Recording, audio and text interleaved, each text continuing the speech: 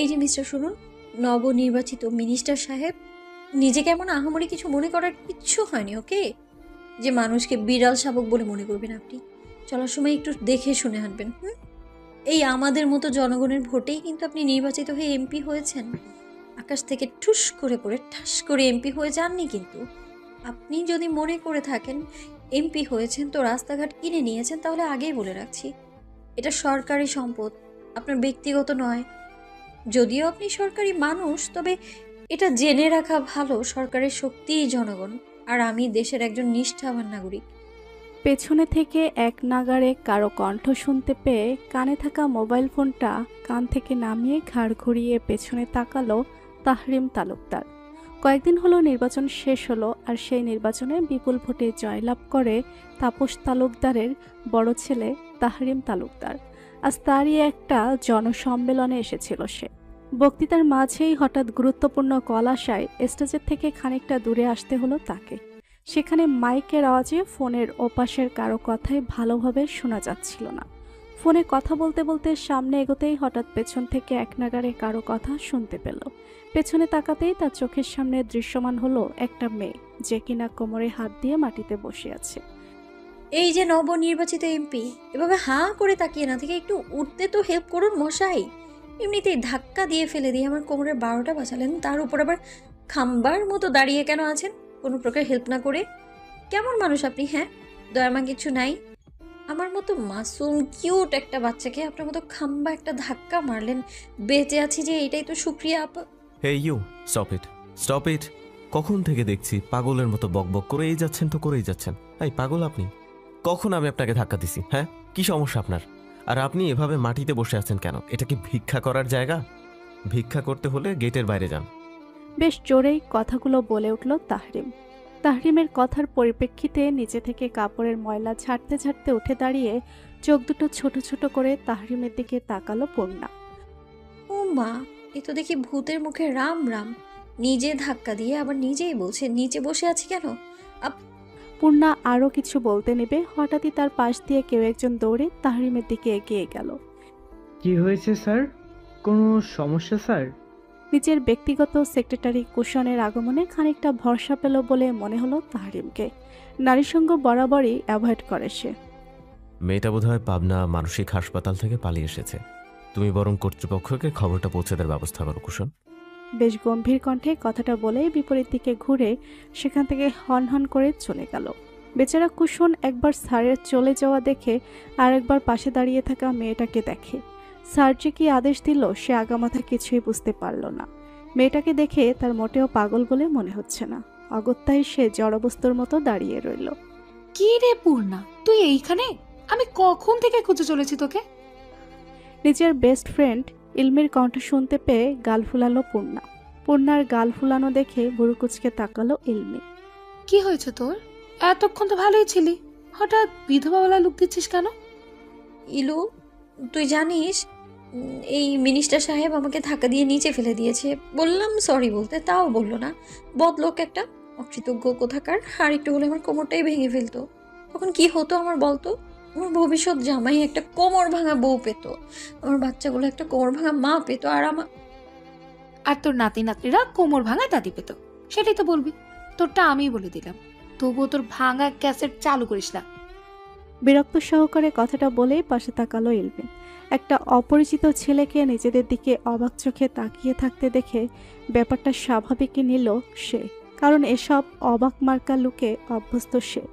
যেহেতু পাশে একটা সেন্টিমেন্টাল ফ্রেন্ড আছে, এই লুকগুলো স্বাভাবিক। ইলমি খানিকটা সামনে এগিয়ে গিয়ে বলল, এভাবে তাকানোর কিছু নেই, ও এমনই। ভাঙা রেকর্ডার অন করলে অফ করতে ইচ্ছে করে না। বলেই পেছনে ঘুরে পূর্ণার হাত ধরে গেটের দিকে এগিয়ে গেল ইলমি। ইলমির কথায় খানিকটা ভেবাচাকা খেয়ে দাঁড়িয়ে রইল কুশন। আপনি গাড়িতে উঠবেন না, গাড়িতে বোমা রাখা আছে, ক্ষতি হবে আপনার। সম্মেলন শেষে বাড়ি ফেরার উদ্দেশ্যে গাড়িতে উঠতে নেবে হঠাৎ এক নাগাড়ে 3টে মেসেজের শব্দে বেশ কৌতূহল বশত হাতে থাকা মোবাইল অন করে মেসেজ অপশনে গিয়ে মেসেজগুলো দেখে ভুরু কুচকে গেল তাহরিমের। উঠতে গিয়েও থেমে গেল সে। স্যার, কোনো সমস্যা? কুশনের প্রশ্নের উত্তরে মুখে কিছু না বলে হাতে থাকা মোবাইলটা কুশনের হাতে ধরিয়ে দিয়ে আশেপাশে তাকালো তাহরিম তালুকদার। চারপাশে বেশ লোক সমাগম। যদিও গাড়িতে বোমা থাকে, এখানে ব্লাস্ট হলে হাজার হাজার মানুষ মারা যাবে, এটা নিশ্চিত। তাহরিম একটু ঝুঁকিয়ে বোমাটা খোঁজার চেষ্টা করলো। হয়তো তাহরিমের ভাগ্য সহায় ছিল বলে সে বোমাটা দেখতে পেল। সেটা সেট করা ছিল গাড়ির ঠিক নিচে, কিন্তু সময় কেবলই ঘনিয়ে আসছে। বোমা ব্লাস্ট হবার আর মাত্র 4 মিনিট বাকি। তাহরিম আর কিছু চিন্তা না করে হুট করে গাড়িতে ঢুকে দরজা অফ করে চাবি ঘুরিয়ে চালানো শুরু করলো। পেছনে থেকে কুশনের আতঙ্কিত গলার স্বর স্পষ্ট থেকে অস্পষ্ট হতে লাগলো। কিন্তু নিজের কথা এখন ভাবলে চলবে না। সে এখন দেশের একজন দায়িত্ববান লোকদের মধ্যে সে একজন। দেশের মানুষকে রক্ষা করা তার কর্তব্য। তারিন ভীষণ স্পিডে গাড়ি চালাচ্ছে। সম্মেলনের জায়গা থেকে বেশ খানিকটা দূরে নদীর পাড়ে একটা খোলা জায়গা দেখে গাড়িটা পার করে দ্রুত সে গাড়ির বাইরে চলে আসে। দৌড়ে খানিকটা পথ আসার পর হঠাৎ পেছন থেকে বিকট শব্দে বোমা ব্লাস্ট হয়। তাহরিম পাঞ্জাবির হাতায় নিজের ঘাম মুছে মুখে হাত দিয়ে নিচে বসে পড়ে আর মনে মনে আল্লাহর সেই অচেনা লোকটাকে অসংখ্য ধন্যবাদ জানায়। আজ সেই লোকটার জন্যই এতগুলো প্রাণ সে বাঁচাতে পেরেছে। তার কিছুক্ষণের মাঝেই প্রায় 20-25টা গাড়ি এসে জড়ো হলো সেই ঘটনাস্থলে। গাড়ি থেকে নেমেই কুশল দৌড়ে এলো তাহরিমের দিকে। বেশ আতঙ্কিত কণ্ঠে বলে উঠল, ভাই ভাই, আপনি ঠিক আছেন তো? কিছু হয়নি তো আপনার? কুশনের কণ্ঠ শুনতে পেয়ে মুখ থেকে হাত সরালো তাহরিম। উঠে দাঁড়ালো, মুস্কি হেসে বলল, ও তার দয়া এই যাত্রা বেঁচে গেছি। ততক্ষণে প্রেস মিডিয়া ঘিরে ধরল তাকে। হাজারো প্রশ্ন ছুড়ে দিল তাহরিম তালুকদারের দিকে, কিন্তু তাহরিম কারো প্রশ্নের উত্তর দিতে ইচ্ছুক নয়। সে প্রশ্নগুলো এড়িয়ে সামনের দিকে এগোতে লাগলো। সে, আপনি কি জন্মগতভাবেই এত সাহসী মিস্টার নবনির্বাচিত এমপি সাহেব? চেনা কণ্ঠ শুনতে পেয়ে পাগুলো থমকে গেল তার। ঘাড় ঘুরিয়ে সেদিকে তাকালো তাহরিম। স্যার, কাউকে খুঁজছেন? কুশনের কথায় খানিকটা চমকে পাশেই কুশনের দিকে তাকালো তাহরিম। পেছন থেকে পরিচিত কণ্ঠ শুনতে পেয়েই পেছনে তাকিয়েছিল সে, কিন্তু তেমন কাউকেই নজরে এলো না তার। এছাড়া চারপাশে প্রেস মিডিয়ার সাথে পুলিশ রয়েছে। এখানে বেশিক্ষণ থাকাটা ভালো হবে না। কখন যে আবার পুলিশের বাধা অতিক্রম করে আবার মিডিয়ার লোকজন জেঁকে ধরে বলা তো যায় না। এটা চিন্তা করে সামনের দিকে অগ্রসর হলো সে। কম ধকল তো আর গেল না নিজের উপর দিয়ে। তাই বাড়িতে গিয়ে রেস্ট নেওয়াটাই বেটার অপশন বলে মনে হলো। তাহরিমের দরকার পড়লে কাল প্রেস কনফারেন্স করবে, সে তবুও আজ আর না। তাহরিম গিয়ে বসলো কুশনের আনা আরেকটা গাড়িতে। গাড়িতে বসেই মাথা পেছনের দিকে হেলিয়ে দিল সে। কপালে হাত দিয়ে কোনো এক গভীর চিন্তায় মগ্ন তাহরিম। লুকিং গ্লাস দিয়ে একবার নিজের স্যারকে পর্যবেক্ষণ করলো কুশন। স্যার, কি কোনো বিষয় নিয়ে চিন্তিত? তোমাকে কতবার বলেছি কুশন, আমাকে স্যার না বলে ভাই ডাকবা। কপালে হাত রেখেই কথাটা বলে উঠল তাহরিম। এবার ঠিক আছে স্যার। না মানে ভাই। ঠিক আছে চলো, আর আমার কিছু হয়নি। 20 মিনিটের মধ্যেই তালুকদার বাড়ির সদর দরজা দিয়ে ঢুকলো তাহরিম তালুকদারের গাড়ি। গাড়ি থামতেই দরজা খুলে বেরিয়ে এলো তাহরিম তালুকদার। বাড়ির সদর দরজা খোলা দেখে খানিকটা ভুরু কুঁচকাল। সদর দরজা দিয়ে প্রবেশ করা মাত্রই তার নজরে এলো সোফায় বসে থাকা একজন মহিলার উপর। চুলগুলো হালকা লাল দেখা যাচ্ছে। ছেলেকে দেখা মাত্রই ধীর পায়ে ছেলের কাছে এলেন মেহেরিন শিকদার। মুখে কিছু না বললেও চোখ মুখ ঠিকই জানান দিচ্ছে তার চিন্তার বিষয়টা। মেহেরিন শিকদারের জায়গায় অন্য কোনো মা থাকলে হয়তো এতক্ষণে কেঁদে কেটে একসার করে ফেলত, কিন্তু মেহেরিন শিকদার তার কিছু করেননি, আর কখনো করেও না। মনের দিক দিয়ে তিনি খুব বেশি শক্ত প্রকৃতির, ঠিক এই জিনিসটাই সবচেয়ে বেশি ভালো লাগে তাহরিমের। কথাগুলো ভেবেই মুস্কি হেসে খানিকটা এগিয়ে গেল মায়ের দিকে। মেহেরিন শিকদার ছেলেকে আপাদমস্তক ভালো করে পর্যবেক্ষণ করার পর বললেন, ব্যথা পেয়েছো কোথায়? তাহরিম হাসল। না আম্মাজান, ব্যথা পাইনি, ভাগ্যের জোরে বেঁচে গেলাম। ছেলের কথা শুনে দীর্ঘশ্বাস ফেলে মেহেরিন শিকদার গম্ভীর কণ্ঠে বললেন, ঠিক আছে, সব কথা পরে শুনবো। এখন যাও, রুমে গিয়ে ফ্রেশ হয়ে নাও। আমি খাবার পাঠিয়ে দিচ্ছি। আজ নিচে নামার দরকার নেই, রেস্ট করো। যা লাগবে আমি পাঠিয়ে দেব। ঠিক আছে বলেই তাহরিম ফ্রেশ হতে রুমে চলে গেল। মেহেরিন তাহরিমের চলে যাওয়ার দিকে তাকিয়ে দীর্ঘশ্বাস ফেলে। তার দুই ছেলের মাঝে বড় ছেলেটা একটু বেশি একরোখা স্বভাবেরই, যা বলবে তাই করবে। এবার সেই কাজে যত রিস্কি থাক না কেন। রাজনীতিতে ছেলেকে জড়ানোর কোনো ইচ্ছা ছিল না মেহেরিন শিকদারের, তবুও ছেলের জেদের কারণেই যেতে দিতে হয়েছে তার। কথাগুলো চিন্তা করেই রান্নাঘরের দিকে পা বাড়ালেন। মেহেরিন শিকদার উদ্দেশ্য ছেলের জন্য খাবার তৈরি করা। তারই মাত্রই গোসল শেষ করে তোয়ালে দিয়ে শরীর মুছতে মুছতে ওয়াশরুম থেকে বের হলো। হঠাৎই তার নজর গেল নিজের মোবাইলের উপর। কিছুক্ষণ আগে সেই মেসেজের কথা মনে হতে তাহরিম দ্রুত মোবাইল হাতে নিয়ে সেই নাম্বারে কল করলো, কিন্তু আশ্চর্যজনকভাবে নাম্বারটা বন্ধ বলছে। তাই সে আর ফোন দেওয়ার চেষ্টা করলো না। একজন মন্ত্রী হিসেবে তার যথেষ্ট ক্ষমতা আছে। তাহরিম তালুকদার চাইলেই সেই সিমের মালিককে আধা ঘন্টার মাঝেই বের করতে পারবে, কিন্তু তাহরিম তা করবে না। কিছু জিনিস অজ্ঞাতই সুন্দর। তাহরিম জানে না নাম্বারটা কার, সে ছেলে নামে, কি উদ্দেশ্য তার। জানার আগ্রহ থাকলেও এই মুহূর্তে জানতে ইচ্ছে করছে না তার, তাই মোবাইলটা যেখানে ছিল সেখানেই রেখে দিল। মাথাটা ব্যথা করছে, আপাতত রেস্ট করাটা মাস্ট বি ইম্পর্টেন্ট। কিরে পূর্ণ, আর্টিকেল লেখা শেষ হলো তোর? ইলমির কথায় কম্পিউটার থেকে মুখ তুলে তাকালো পূর্ণা, মুখ কুচকে বলল, ইলু, ডোন্ট কল মি পূর্ণ, ইটস পূর্ণা, মিফতাহুল পূর্ণা। আর আমার লেখা প্রায় শেষ, আর 2 মিনিট অপেক্ষা কর, আমি সেভ করে বন্ধ করছি। পূর্ণার কথা শুনে ইলমি মুখ বেঁকিয়ে পূর্ণার পাশের চেয়ারে বসে পড়ল। মরণ আসছে আমার ব্রিটিশদের উত্তরসূরি। পূর্ণা হোক আর যাই হোক, আমি পূর্ণই ডাকবো।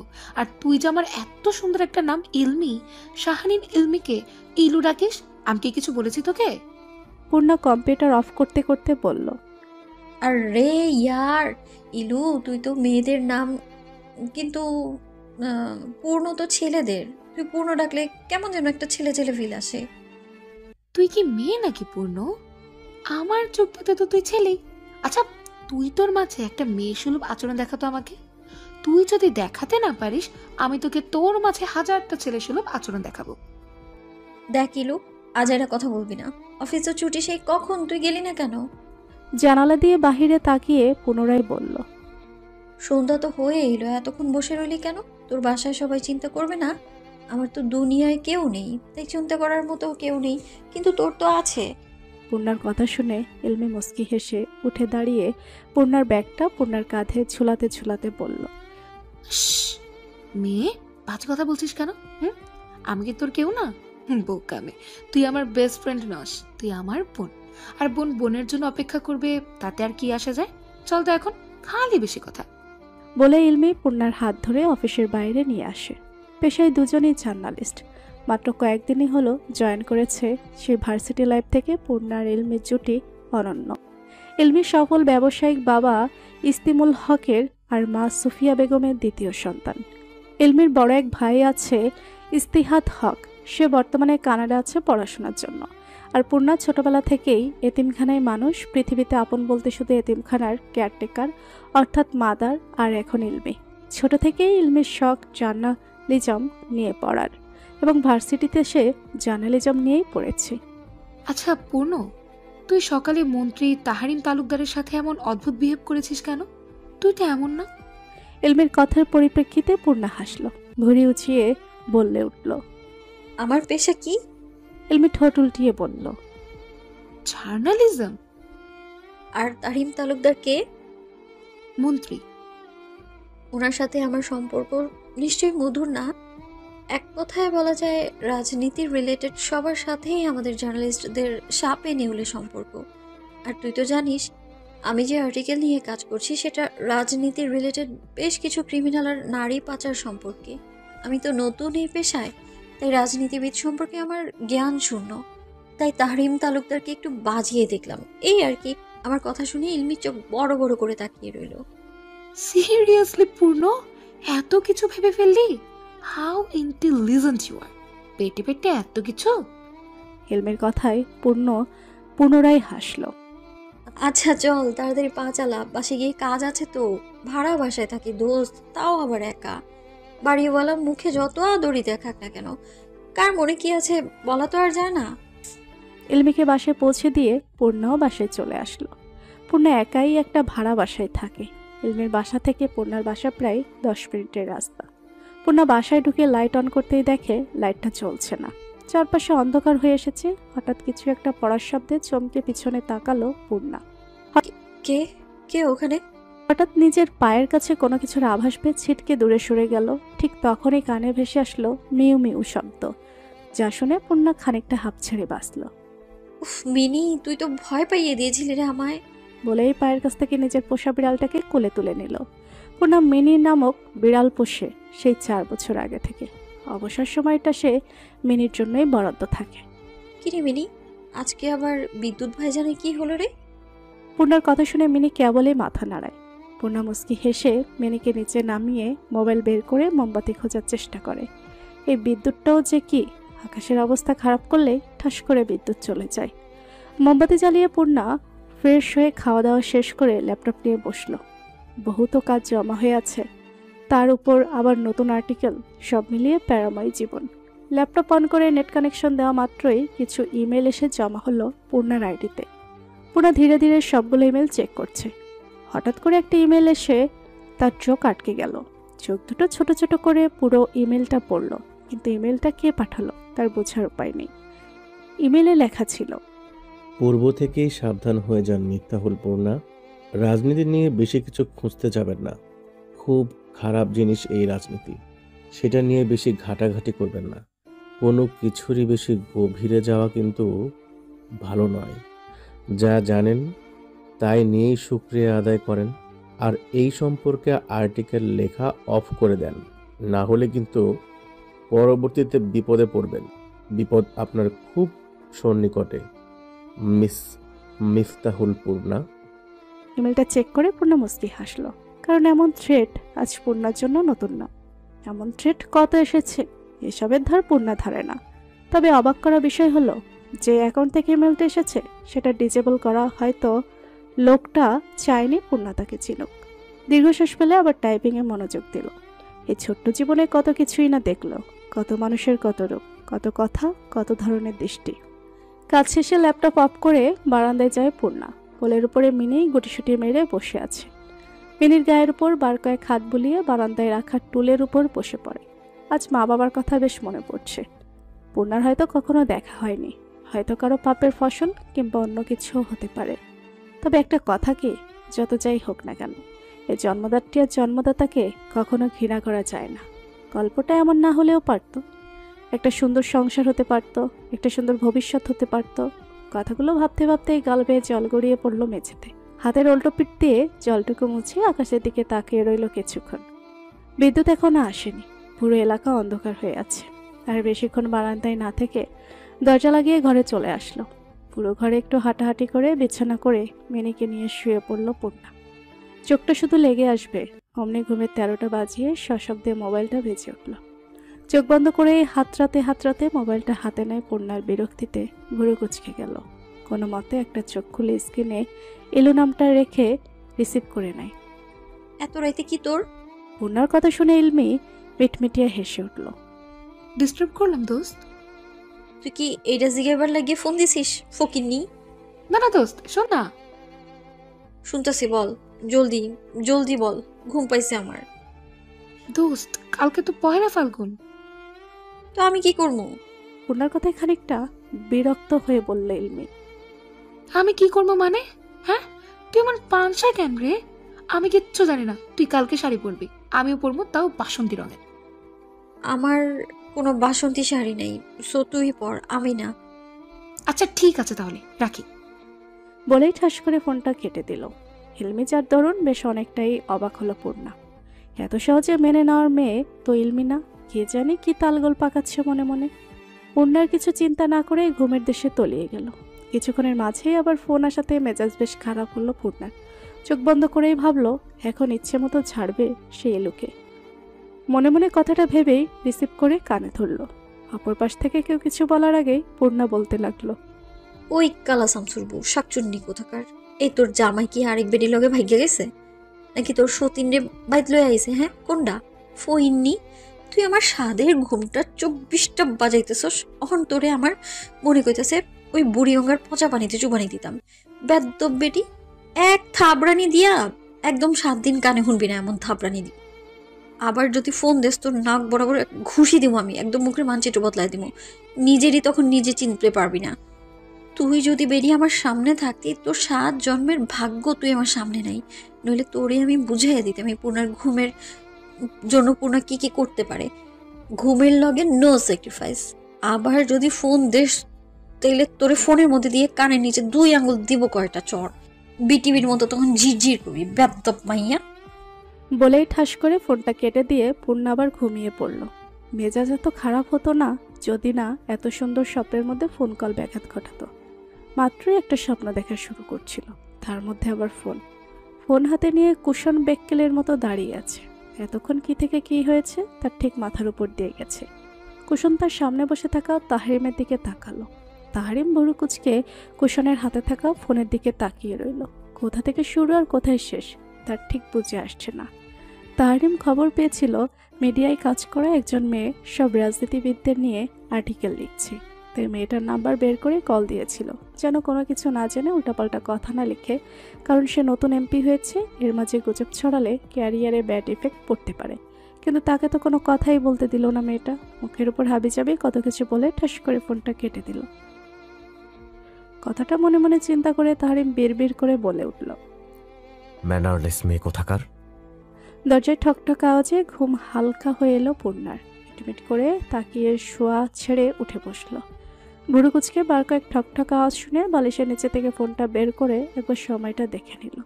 মোটে 7টা বাজে। এই 7 সকালে কে আসবে? মাসও তো শেষ হয়নি যে বাড়িওয়ালার বউ আসবে ভাড়া চাইতে।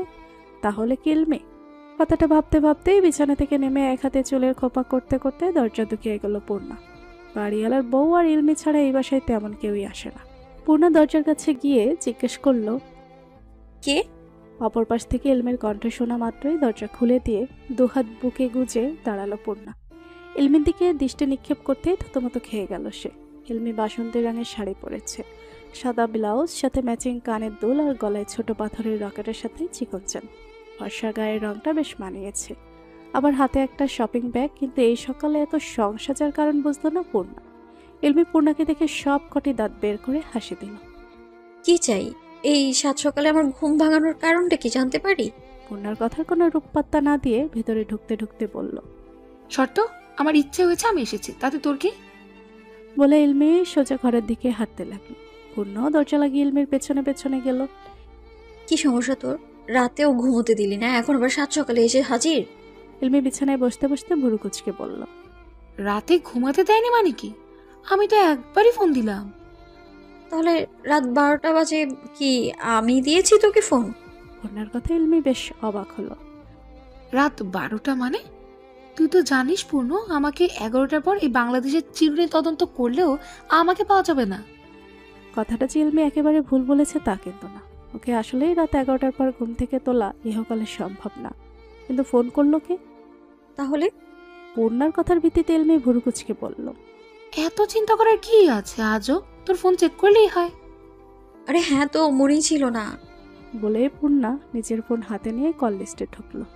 প্রথমে অপরিচিত নাম্বার দেখে খানিকটা থতমত খেয়ে গেল সে। এটা তো ইলুর নাম্বার না। তাহলে ইস, কে নাকে ফোন দিয়েছিল আর কি করলাম এটা। এখন তো নিজের কপাল নিজে থাপড়াইতে মন চাচ্ছে। পূর্ণা মোবাইল থেকে চোখ তুলে সামনে বসে থাকে ইলমির দিকে তাকালো। ইলমির প্রশ্নবিদ্ধ দৃষ্টিতে তার দিকেই তাকিয়ে আছে। ইলমির দৃষ্টি লক্ষ্য করে পূর্ণা বোকাভাবে হাসল। কি হয়েছে? পূর্ণা কিছুটা ঢোক গিলে বলল, আননোন নাম্বার, চিনি না। ইলমি বুরুকুসকে জিজ্ঞেস করলো, আরে আননোন নাম্বার তো কি হয়েছে? বাইদা রাস্তা, তুই কি উল্টো পাল্টা কিছু কথা বলেছিস নাকি? ঝাড়ি টাড়ি দিছিস? পূর্ণা ধপ করে বিছানায় বসে পড়ল। আমি না, আসলে তুই ফোন দিয়েছিস ভেবে ইচ্ছে মতো ঝেড়ে ফোন রেখে দিয়েছিলাম। আমি কি জানতাম নাকি? আর ওই লোকের কমন সেন্স নাই, মাঝরাতে একটা মেয়েকে ফোন দেয়। ইলমি একটা দীর্ঘশ্বাস ফেলে বলল, আচ্ছা, যা করে তো করেই ফেললি, এখন বলে লাভ নেই। তুই বরং বেচারা আর বেচারি যেই হোক না কেন তাকে ফোন করে সরি বলে দে। পূর্ণা মনে মনে কিছু একটা চিন্তা করে বলল, ঠিক আছে। বলেই ফোন হাতে নিয়ে কল করলো সেই নাম্বারে। মুখে সূর্যের তীর্যক রশ্মি পড়াতে চোখ মুখ কুচকে গেল তাহরিমের। রাতে সকল হিসাব নিকেশ শেষ করে ঘুমোতে ঘুমোতে বেশ দেরি হয়েছিল তার। সূর্যের আলোতে কাঁচা ঘুমটার ব্যাঘাত তার মোটেও সহ্য হচ্ছে না। উপর হয়ে শুয়ে কাঁথা দিয়ে পা থেকে মাথা অবধি ঢেকে আবার ঘুম দিল। এরই মাঝে ঘুমের 12টা বাজিয়ে নিজের কর্কশ শব্দে বেজে উঠল ফোন। চোখ বন্ধ করে বালিশের তলায় থেকে ফোন বের করে রিসিভ করলো। কানে দেওয়ার সাথে সাথেই কারো কোমল কণ্ঠে হৃৎপিণ্ড কম্পিত হলো তাহরিম তালুকদারের। ওপাশ থেকে কেউ একজন কোমল কণ্ঠে সালাম দিল। সালামের উত্তরে তাহরিম শোয়া থেকে উঠে বসতে বসতে বলল। ওয়ালাইকুম আসসালাম। অপর পাশ থেকে মেয়েটা বলল। আপনি কি কাল রাতে আমার ফোনে কল দিয়েছিলেন? আসলে এই নাম্বার থেকে কাল রাত 12টায় আমার ফোনে কল গিয়েছিল, কিন্তু দুর্ভাগ্যবশত আমি ঘুমিয়েছিলাম আর ঘুমের ব্যাঘাত ঘটানোর কারণে বেশ রেগেও গিয়েছিলাম।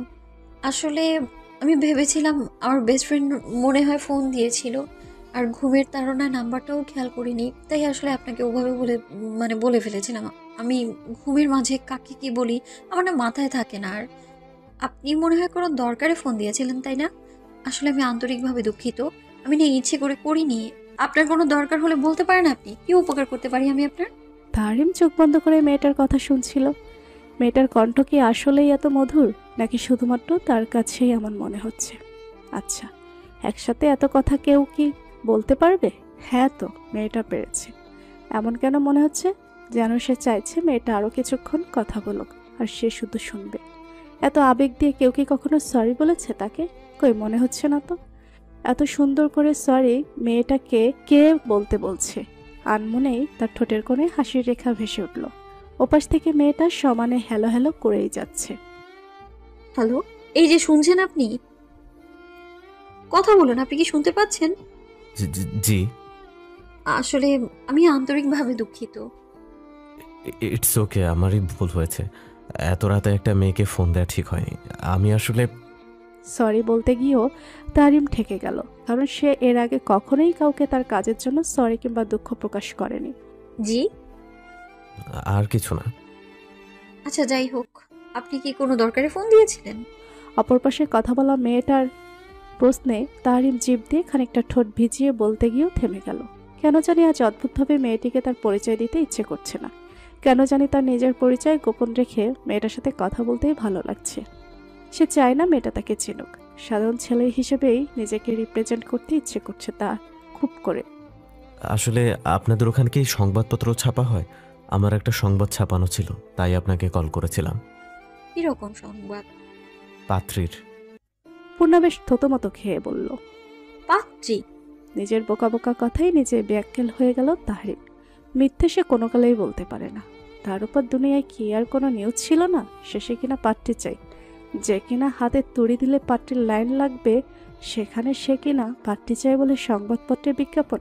ব্যাপারটা হাস্যকর না? কান থেকে ফোনটা নামিয়ে ফিক করে হেসে দিল পূর্ণা। এমন নয় যে পূর্ণা বুঝতে পারেনি যে লোকটা মিথ্যে বলছে কিংবা কথা ঘোরানোর চেষ্টা করছে। তবে যাই হোক, লোকটার কথা খারাপ লাগেনি তার। কি হয়েছে, হাসছিস কেন? এলমির কথায় পূর্ণা এলমির দিকে তাকিয়ে মাথা নাড়িয়ে বলল। কিছু না, তুই তো বললি না এত সকাল সকাল সেজে আমার বাসায় কি করছিস তুই? এলমি হাত দিয়ে শপিং ব্যাগটাকে কাছে টেনে খুলতে খুলতে বলল। কাল কি বলেছিলাম মনে নেই তোর? যাই হোক, মনে না থাকলেও আমার কিচ্ছু করার নেই, তোকে আবার মনে করিয়ে দিচ্ছি। আজ পহেলা ফাল্গুন, পহেলা বসন্ত। বসন্ত বরণ অনুষ্ঠান হবে জাবির ক্যাম্পাসে, আর অফিস শেষে তুই আর আমি যাব। বিশাল অনুষ্ঠান হয় ওখানে। পূর্ণা চোখ ছোট ছোট করে এলমির দিকে তাকিয়ে আছে। এলমির শপিং ব্যাগ থেকে বাসন্তী রঙের শাড়ি, সাদা রঙের ব্লাউজ, মাথার খোপায় লাগানোর মতো বেলি ফুলের মালা, আর হাতে বাঁধার জন্য রজনীগন্ধার গাছরা, গলায় আর কানের জন্য ছোট্ট পাথরের ইয়াররিং, আর চেন হাতে ম্যাচিং রেশমি চড়ি। এগুলো আনলি কেন?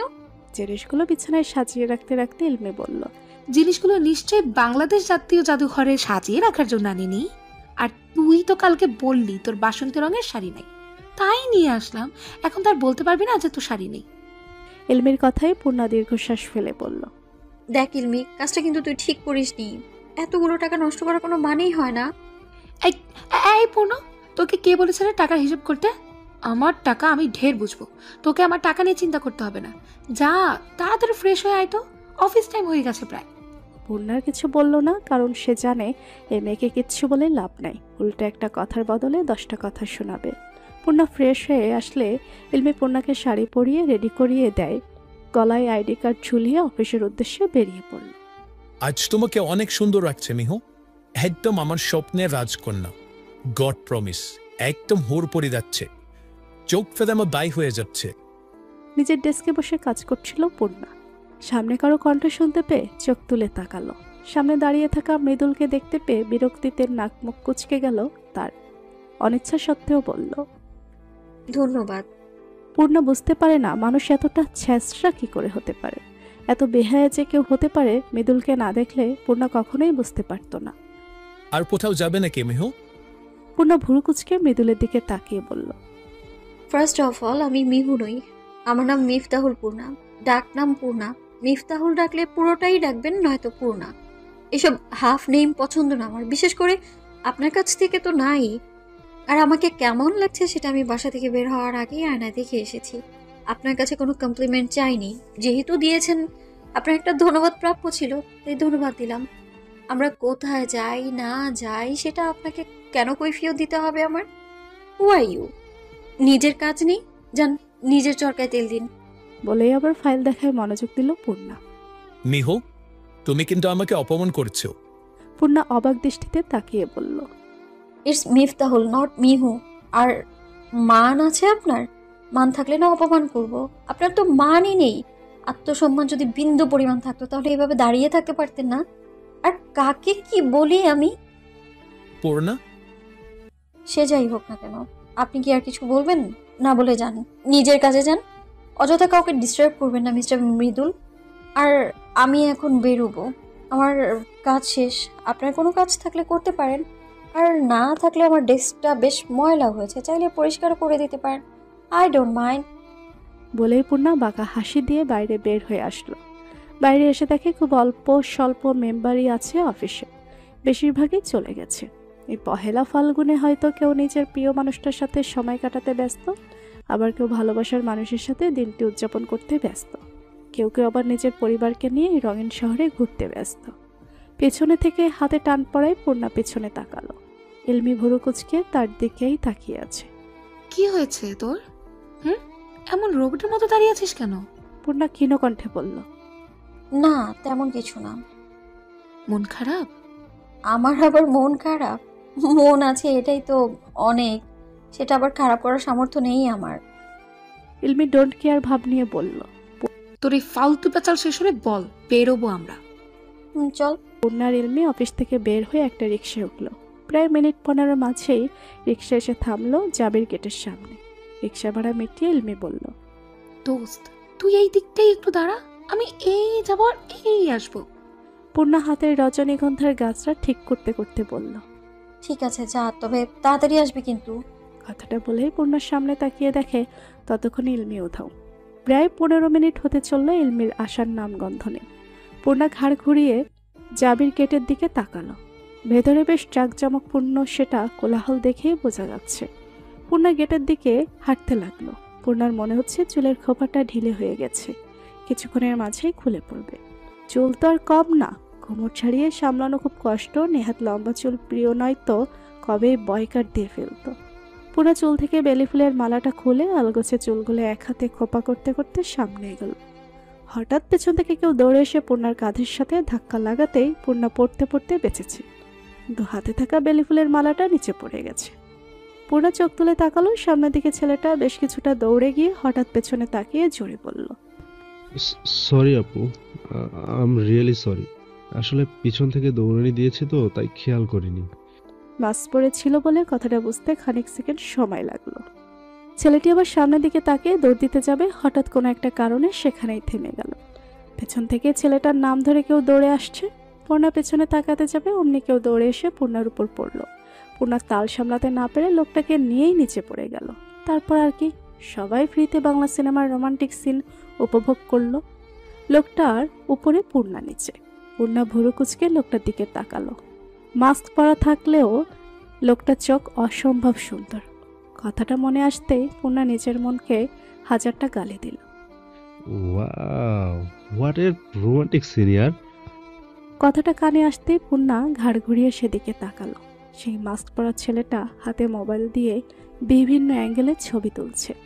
চারপাশে বেশ ভিড় জমে গেছে, কিন্তু পূর্ণার সাথে লেপ্টে থাকা লোকটার ওঠার কোনো নামগন্ধ নেই। এই যে মিস্টার কানা, আই নো আমি কিউট একটা মেয়ে, তাই বলে পাবলিক প্লেসে এইভাবে লিপ্টে থাকার কোনো মানে হয় না। আর মানুষ না তো যেন একটা অস্ত হাঁটি। ও মা গো মা, আমার কোমরটা শেষ। আরে উঠুন উঠুন, সবাই কি বাংলা সিনেমার রোমান্টিক সিন দেখার শখ হয়েছে নাকি আপনার? পূর্ণার কথাটা কানে যেতেই লোকটা পূর্ণার কানের কাছে কিছুটা ঝুঁকে ফিসফিস কণ্ঠে বলল। বলেই লোকটা ভুরু বাঁকিয়ে উঠে বসলো। আর পূর্ণার চোখ বড় বড় করে লোকটার দিকে তাকালো। কতটা নির্লজ্জ হলে মানুষ পাবলিক প্লেসে এতটা অচেনা মেয়েকে একথা বলতে পারে? পূর্ণা ক্ষীণ কণ্ঠে বলে উঠল। অসভ্য লোক। লোকটা খানিকটা শব্দ করে হেসে বলল। কি রে পূর্ণ, এভাবে মাটিতে বসে আছিস কেন? ইলমির কণ্ঠ শুনতে পেয়ে ঘাড় ঘুরিয়ে ইলমির দিকে তাকালাম। চারপাশে একবার নজর বুলিয়ে ফট করে উঠে দাঁড়িয়ে শাড়ি থেকে ময়লা ঝাড়তে ঝাড়তে শাড়িটা ঠিক করে দাঁড়ালাম। রাস্তাঘাটে যখন কিছু অসভ্য মানুষজন গরু ছাগলের মতো দৌড়াদৌড়ি করে, তখন আমার মতো মাসুম কিউট বাচ্চাদের তো চলতে ফিরতে সমস্যা হবেই, ধাক্কা খেয়ে তো পড়তেই হবে।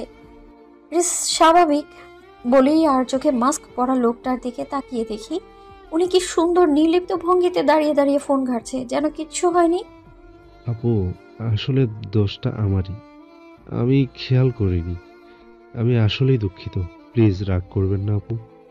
আমি শাড়ির কুচি ঠিক করে সেই ছেলেটার দিকে তাকালাম, মুচকি হেসে বললাম, ইটস ওকে ভাইয়া, আমি কিছু মনে করিনি।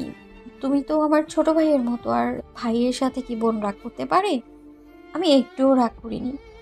মাঝখান থেকে সেই মাস্ক পরা লোকটা মোবাইলের দিকে দৃষ্টি নিবদ্ধ রেখেই বলেই লোকটা মোবাইল পকেটে ঢুকিয়ে এক পলক আমার দিকে তাকিয়ে হাঁটতে লাগলো। তোমার ভাই উনি?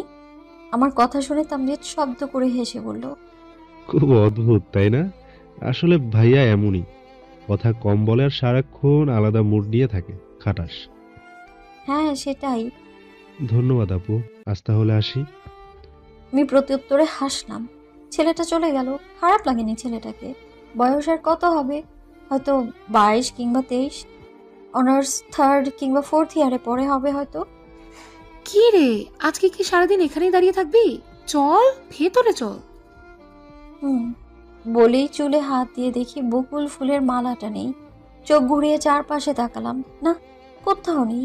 নিচে পড়লে তো এখানেই থাকতো। কিছু খুঁজছিস? আমি এদিক সেদিক তাকিয়ে বললাম, হ্যাঁ বকুলের মালাটা। থাক, মালা লাগবে না, চুলগুলো এমনি ছেড়ে দে, একটা দিনই তো। ওর অনুরোধের ভঙ্গিতে বলা কথার পরিপ্রেক্ষিতে আমিও কথা বাড়ালাম না। হালকা শীতল বাতাস আর চারিদিকে রং বেরঙের পাখি, গাছে গাছে নতুন পাতা গজানোর মৌসুমে অনুষ্ঠানটা বেশ আনন্দময় হয়ে উঠল। দিনের ক্লান্তি ভাবটা অনেকাংশেই কমে গেছে। বাসন্তী রঙের শাড়িতে আর খোলা চুলে বসন্ত বাতাস আজ বেশ উপভোগ করছি। আমি যে ততটা ফর্সা তা কিন্তু নয়, আমি শ্যামবর্ণা, গায়ের রংটা তামাটে, আর ইলু হলুদ ফর্সা। কোথাও একটা শুনেছিলাম একটা সুন্দরী মেয়ের সাথে আরেকটা সুন্দরী মেয়ের বন্ধুত্বটা খুব বেশি দিন টেকে না, তাই হয়তো আমার আর ইলুর বন্ধুত্বটা এতটা গাঢ়। দুজনে মিলে বেশ অনেক ঘোরাঘুরি করলাম। বিভিন্ন খাবার দাবার শেষ করে ফিরতে প্রায় রাত 8টার মতো বেজে গেছে। এই মুহূর্তে আমি আর ইলু দাঁড়িয়ে আছি রিক্সার জন্য, কিন্তু আমাদের ভাগ্য তো এতটা সুপ্রসন্ন নয় যে দাঁড়ানোর সাথে সাথে রিক্সা পেয়ে যাব। দূর থেকে একটা রিক্সা দেখা যাচ্ছে, এদিকটায় আসছে। চাচা যাবেন? চাচা গলায় থাকা গামছা দিয়ে কপালের ঘাম মুছতে মুছতে বলল, হ্যাঁ আম্মা জামু। কই যাবা? 2 নাম্বার রোড। আচ্ছা উঠো। মাঝ রাস্তায় হঠাৎ সামনে ভীষণ ভিড় দেখে রিক্সা থেমে যায়। আমি ভ্রু কুচকে সামনে তাকাই। ইলুর দিকে তাকিয়ে দেখি ও ঘুমে ঢুলছে। আমি রিক্সা থেকে নেমে কিছুটা সামনে গিয়ে এগিয়ে গেলাম। লোকজন বলা বলি করছে সামনে অ্যাক্সিডেন্ট হয়েছে। ভিড় ঠেলে সামনে গেলাম আমি। চোখের সামনে ভেসে উঠলো একটা ছেলে রক্তাক্ত অবস্থায় রাস্তায় পড়ে আছে, কিন্তু চারপাশে এত লোক থাকতেও কেউ গিয়ে ধরছে না, আর না হসপিটালে নিয়ে যাচ্ছে। আমি ছেলেটার কাছে যেতেই একজন লোক পেছন থেকে ডেকে বলে উঠলো, আপা ওনার কাছে যাইয়েন না, যে অ্যাক্সিডেন্ট করছে মনে হয় না যে বাঁচবো।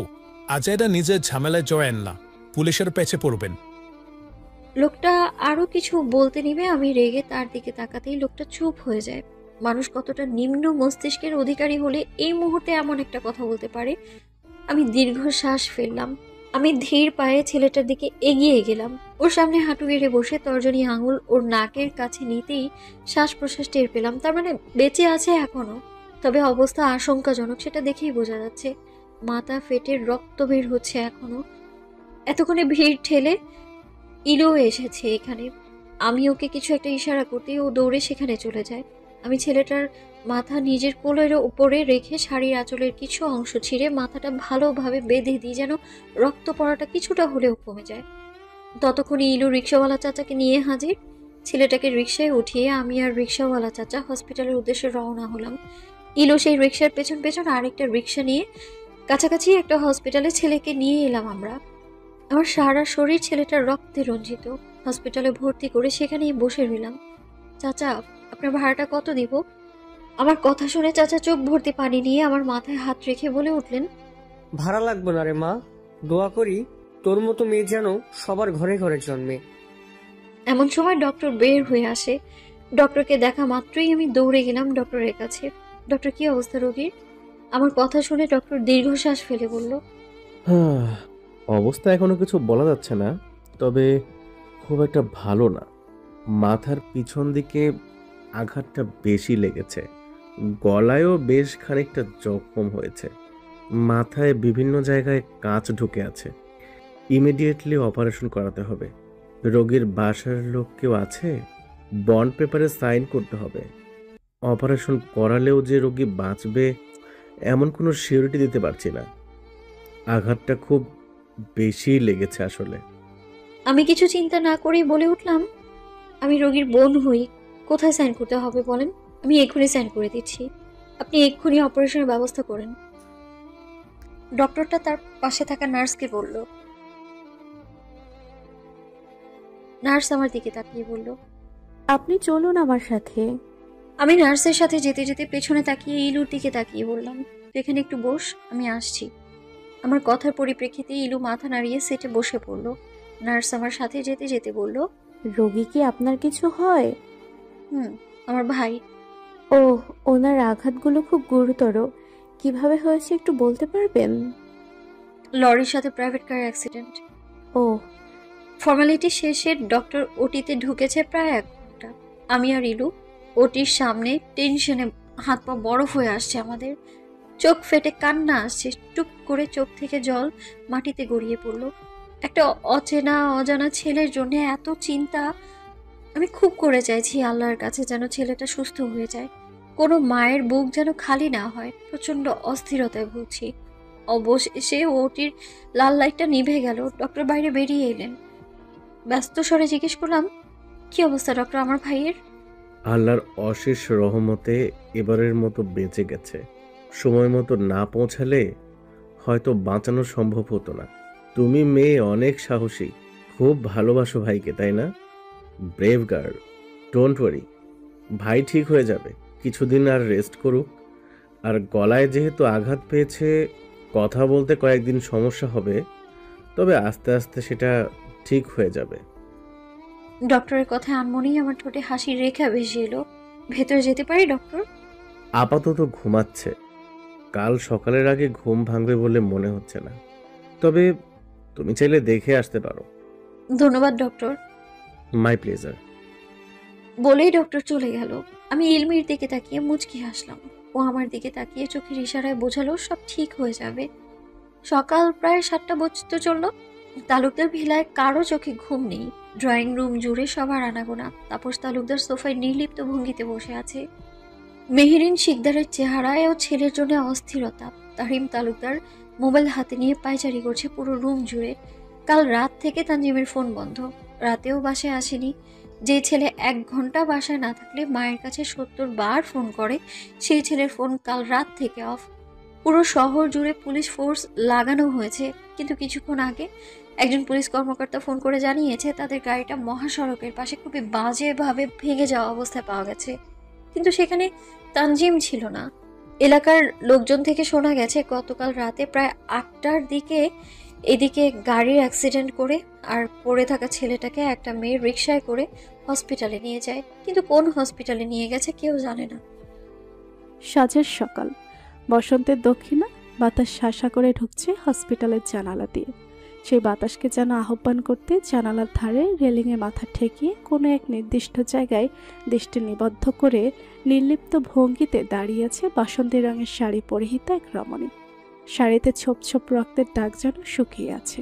চুলের খোপাটা অনেকাংশে খুলে যাওয়ার ফলে কিছু আবদ্ধ চুল পিঠময় আশ্রে পড়ে আছে।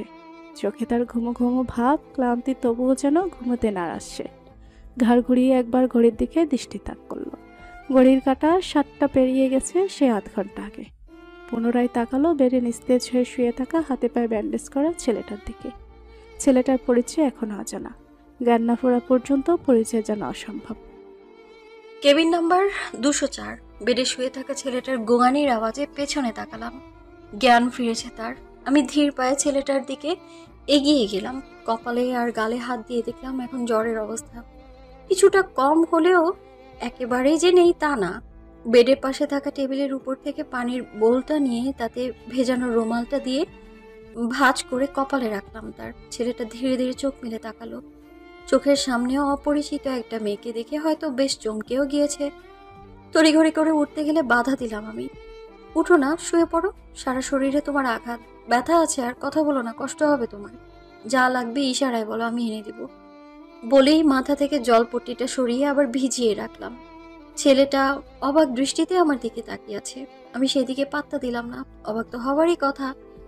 এমন সময় দরজা ঠেলে প্রবেশ করলো ডক্টর নূর। কেমন আছো মাই বয়? আমি আর ছেলেটা ডক্টরের দিকে তাকালাম। আসলে ডক্টর, ওর কথা বলতে প্রবলেম হচ্ছে।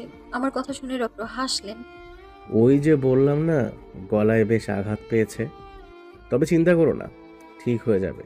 কিছুদিন রেস্ট নিক। ছেলেটার কাছে গিয়ে কপালে হাত দিয়ে বলল, ঝড় তো এখন আর তেমন নেই। ডোন্ট ওয়ারি মাই বয়। তোমার বোন থাকলে তোমার আর কিচ্ছু হবে না, এটা আমার বিশ্বাস। ডক্টরের কথা শুনে ছেলেটা আবারও অবাক দৃষ্টিতে ডক্টরের দিকে তাকালো। ডক্টর কিছুটা থেমে বলল, ভেরি ব্রেভ গার্ল তোমার বোন। কালকে ও সময় মতো না নিয়ে আসলে তো তোমাকে বাঁচানোই যেত না। আর সারা রাত জেগে মেয়েটা তোমার সেবা করেছে। মাঝরাতে তো হঠাৎই তোমার প্রচণ্ড জ্বর আসে, আর ও তোমার মাথার পাশে সারা রাত থেকে জেগে জেগে তোমার মাথায় পানি দিয়েছে আর শরীর মুছিয়ে দিয়েছে। ভাগ্য করে একটা বোন পেয়েছ। তোমার চিন্তার কোনো কারণ নাই। ঔষধ নাও আর রেস্ট করো। এই ওষুধগুলো ঠিকঠাক মতো খাবে, ইনশাল্লাহ ঠিক হয়ে যাবে। বলেই ডক্টর চলে গেলেন। ডক্টরের কথা শুনে ছেলেটা আমার দিকে অশ্রুসিক্ত দৃষ্টিতে তাকালো। আমি গিয়ে ওর পাশে বসলাম। ছেলেটা হাঁসফাঁস করছে, হয়তো কিছু বলবে। তুমি কি কিছু বলবে? সে মাথা নাড়ায়। কিভাবে বলবে? তোমার গলায় তো ব্যথা। ছেলেটা আমাকে টেবিলের দিকে ইশারা করে। আমি সেই দিকে তাকিয়ে দেখি একটা খাতা রাখা আছে।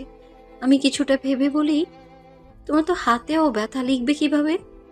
ছেলেটা আবারও ইশারা করতেই আমি আর কিছু না বলে টেবিল থেকে একটা খাতা আর কলম এগিয়ে দিলাম। খুব কষ্ট করে ছেলেটা কাগজে কিছু একটা লিখলো আর আমার দিকে এগিয়ে দিল। আমার বাসায় একটু যোগাযোগ করবা, নাম্বার 017। লেখাটা পড়ে আমি হাসলাম। খাতাটা এগিয়ে দিয়ে বললাম, তোমার নাম কি, লেখো। সে নাম লিখে আমার দিকে এগিয়ে দিল। তানজিম। লেখাটা পড়ে হাসলাম আমি। বাহ, বেশ সুন্দর নাম তো। আমাদের কথার মাঝে পেছনে হঠাৎ কেউ একজন বলে উঠল, কি ব্যাপার? বাছাধনের জ্ঞান ফিরল তাহলে? ভয় পেয়ে গেছিলাম আমি। আমি ইলুর দিকে তাকিয়ে হাসলাম। হাতে একটা শপিং ব্যাগ নিয়ে হাসি মুখে দাঁড়িয়ে আছে। ইলু খানিকটা এগিয়ে এসে আমার হাতে শপিং ব্যাগটা দিয়ে বেডে বসে পড়লো। আমি শপিং ব্যাগ থেকে ড্রেস খুলে মেজাজ খারাপ হয়ে গেল আমার। মাইয়ার কাজ দেখছো, আবার আমার জন্য সেই শাড়ি নিয়ে আসছে, কেমনটা লাগে? ওই ফইনি, দুনিয়ায় কি আর কোনো ড্রেস নেই? তুই শাড়ি আনলি কেন? হ্যাঁ, কোন বুঝে নিয়ে আসছো তুই শাড়ি? তো কি ওয়েস্টার্ন আনতাম? বলেই খিলখিল করে হেসে উঠলো। তানজিমও আমার মুখের এক্সপ্রেশন দেখে হাসলো। আমি ওর দিকে তাকিয়ে একটা দীর্ঘশ্বাস ফেললাম। এ মেয়েকে কিচ্ছু বলে লাভ নেই, ঘাট তারা কোথাকার। আমি ইলুর দিকে এগিয়ে গিয়ে ওর হাতে খাতাটা ধরিয়ে বললাম, তানজিমের বাড়িতে ফোন কর, আমি ততক্ষণে চেঞ্জ করে আসছি। শাড়ি যে আমি একদমই পরতে পারি না তা কিন্তু নয়। আমি শাড়ি পরতে পারলেও সামলাতে পারি না, কিন্তু এই মুহূর্তে শাড়িটা কমফোর্ট বলে আমার মনে হচ্ছে না। সে যাই হোক, এখন আর কি করার। অগত্যা এইসব নিয়ে আমায় ওয়াশরুমে ঢুকতে হলো। নীল রঙের শাড়ি আর সাদা রঙের ব্লাউজ পরে চুল থেকে পানি ঝাড়তে ঝাড়তে ওয়াশরুম থেকে বেরিয়ে দেখি কেবিনে বেশ অনেক লোকের ভিড়। একজন মহিলা তানজিমের মাথার পাশে বসে মাথায় হাত বুলিয়ে দিচ্ছে, আর আরেকজন মাঝ বয়সী লোক বেডের সাথে চেয়ার নিয়ে বসে কথা বলছে। আমি পলক ঘুরিয়ে ইলুর দিকে তাকালাম।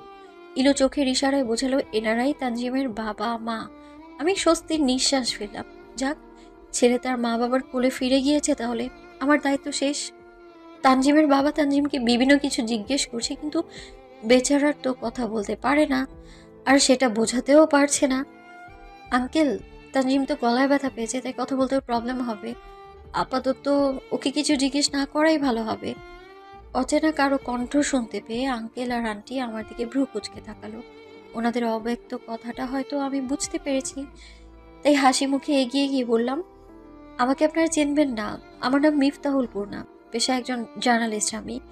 তানজিমকে কাল আমরাই পেয়েছিলাম রাস্তায় আঘাতপ্রাপ্ত অবস্থায়। আমার কথা শুনে আঙ্কেল বসা থেকে উঠে দাঁড়িয়ে আমাকে কাছে ডাকলেন। আমিও গুটিসুটি পায়ে এগিয়ে গেলাম তার দিকে। উনি আমার মাথায় হাত রেখে বললেন, কি বলে যে তোমাকে ধন্যবাদ দিব ভাষা নাই আমার।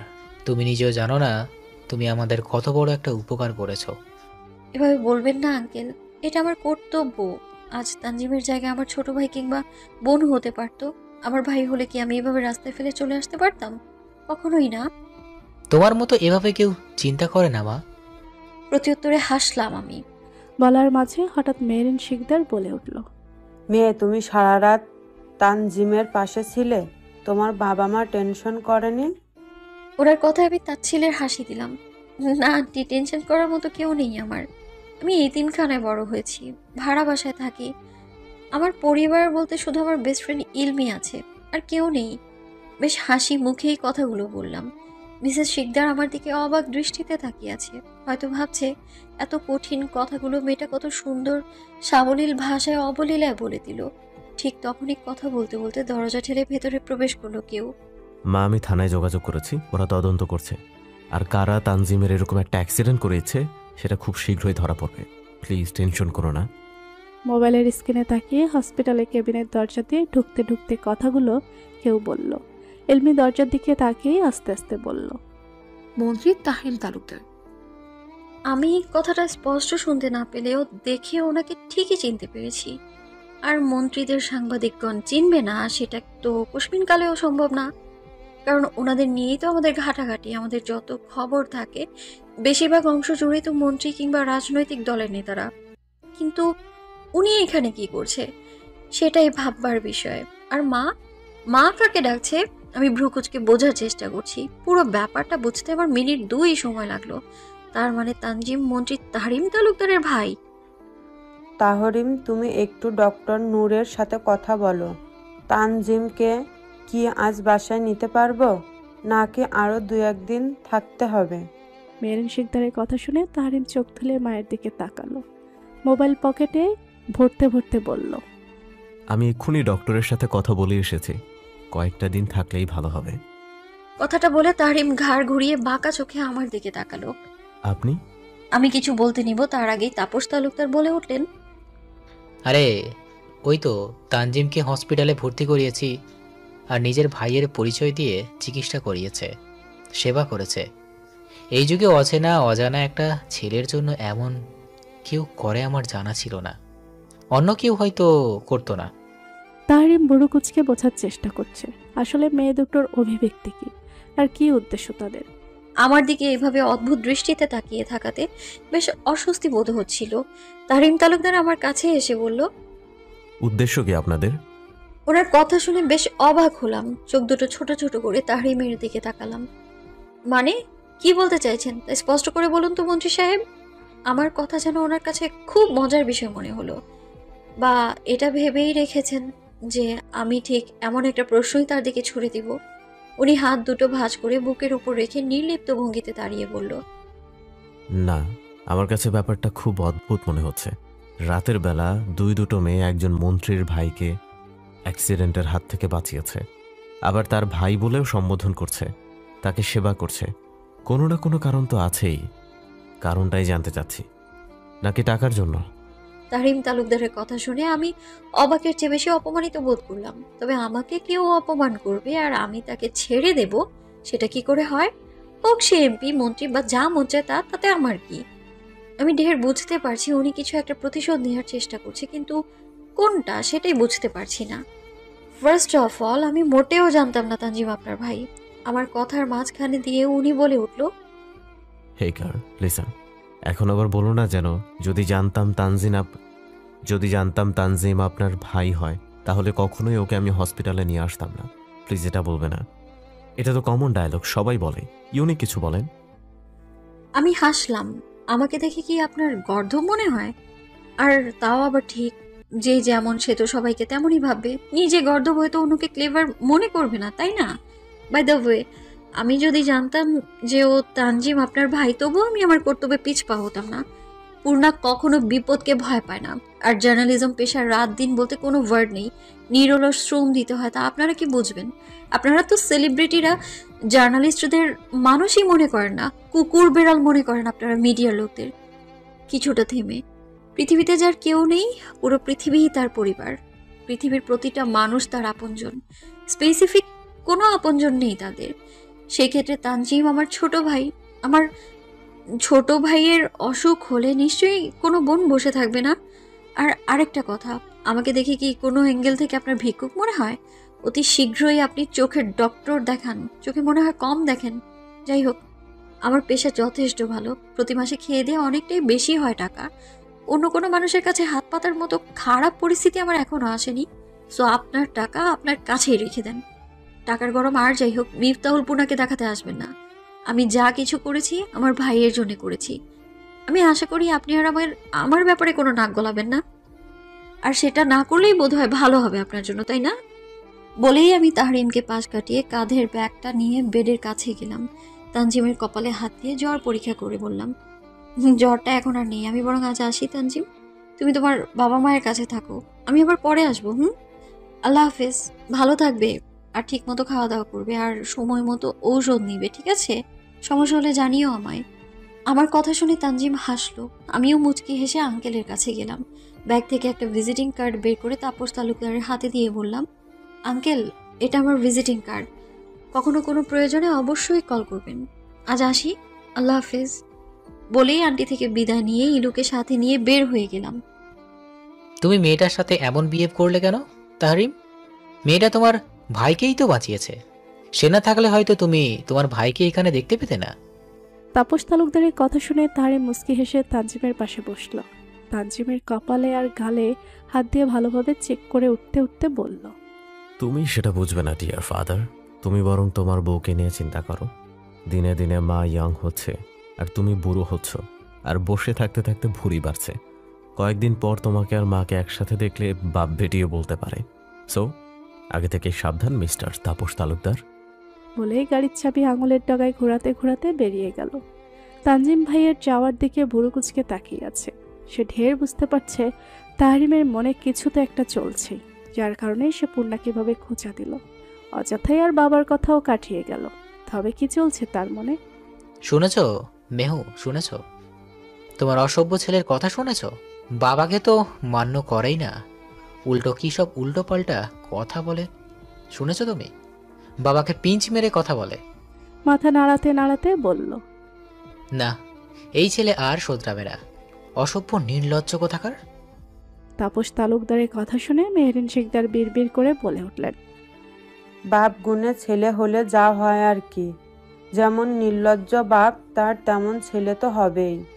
কথাটা তাপস তালুকদারের কানে না গেলেও তানজিম স্পষ্টই শুনতে পেল আর মনে মনে হাসল। এমন সার্কাস তার পরিবারে প্রতিনিয়তই হয়, এ আর নতুন কে। আকাশটা মেঘলা, বৃষ্টি বৃষ্টি ভাব। হয়তো যে কোনো সময় আকাশের বুক চিরে বেরিয়ে আসবে বিন্দু বিন্দু বৃষ্টিকণা। প্রকৃতির সকল ক্লান্তি আর দুশ্চিন্তা সবকিছু ধুয়ে মুছে নিয়ে যাবে। ইস, বৃষ্টির মতো কেউ যদি আমার ডিপ্রেশনগুলো কেউ নিয়ে যেত। কিন্তু এটা তো কখনো সম্ভব না। এতিমদের জন্য কেউ কখনো আসে না, আসতে পারে না। একজন নাম পরিচয়হীন মেয়ের জন্য কেই বা আসবে? বিকেলটা আজ বড্ড বেশি শান্ত মনে হচ্ছে। ছাদের রেলিংয়ের কোণ ঘেঁষে আকাশের দিকে মুখ করে দাঁড়িয়ে আছি। আজ আকাশের মতো আমার মনেও ভারী মেঘ জমেছে, কিন্তু কি তার কারণ সেটা অজানা। হঠাৎ মন খারাপের কারণ থাকে না, কিছু মন খারাপের কারণ থাকতে নেই যে। আমার জীবনটা কখনোই সহজ ছিল না। ছোটবেলায় আশ্রমে মাদারের কাছে মানুষ হলাম। বয়স 18 পেরোতে না পেরোতেই আশ্রম থেকে বিদায় দিয়ে দিল। শুরু হলো জীবন নিয়ে আরেক যুদ্ধ। তখন তো সবে পাবলিকে চান্স পেয়েছিলাম, টিউশনিও ছিল না। প্রথম 2-1 মাস খুব কষ্টে কেটেছে। মেসে উঠেছিলাম, মেস ভাড়াও দিতে পারিনি। মাদার যা কিছু টাকা দিয়েছিল তাতে দুবেলা খাওয়াও যেত না। মেসের মালিক এসে 2-3 বার ওয়ার্নিংও দিয়েছিল মেস থেকে বের করে দেবে। ঠিক তার পরের মাসে নতুন টিউশনিটা পেলাম। সেই টিউশন করে ভাড়া, নিজের খাবার খরচ, চলাফেরা খুব ভালোভাবে না গেলেও চলে যেত কোনোভাবে। তারপর হঠাৎই আমার জীবনে আসে ইলু। একটা এঞ্জেলের মতো আসে সে। হ্যাঁ, এঞ্জেলই তো আমার জীবনে। আমার সকল দুঃখ কষ্ট সবকিছুতে ভাগ বসাতে শুরু করলো। আমার ভালো লাগা খারাপ লাগা সবকিছুতে তার নজর। কখনো আমাকে মায়ের মতো আগলে রেখেছে, কখনো বাবার মতো শাসন করেছে, কখনো ভাইয়ের দায়িত্ব পালন করেছে, আবার কখনো বা বোনের মতো ছায়া হয়েছে। বন্ধু হয়ে পাশে থেকেছে, আবার শত্রু হয়ে ঝগড়াও করেছে। কি হয়নি সে আমার জন্য? সবকিছুই হয়েছে। আমি অন্ধকার ভয় পাই বলে রাতে যখনই বিদ্যুৎ চমকায় সাথে সাথে তার কল থাকবে সবার আগে। রাতের পর রাত পেরিয়ে যায়, কখনো ফোন কানে দিয়েই ঘুমিয়ে পড়ি দুজন। এ কেমন বন্ধন জানা নেই আমার। এই বন্ধনের কোনো নাম দিয়ে ছোট করতে চাইও না আমি কখনো। নাম না জানা সম্পর্ক এ আমার জীবনের ডানা কাটা সেই পরি হয়েই থাক না আজীবন। হঠাৎ শরীরে পানির স্পর্শে আমার ধ্যান ভাঙলো। চারপাশে তাকিয়ে দেখি আকাশটা মেঘে ঢেকে অনেকটাই অন্ধকার হয়ে এসেছে। বৃষ্টি নামার আগের মুহূর্তের ঠান্ডা বাতাসটা হিমশীতল থাকে। খুব ভালো লাগে আমার।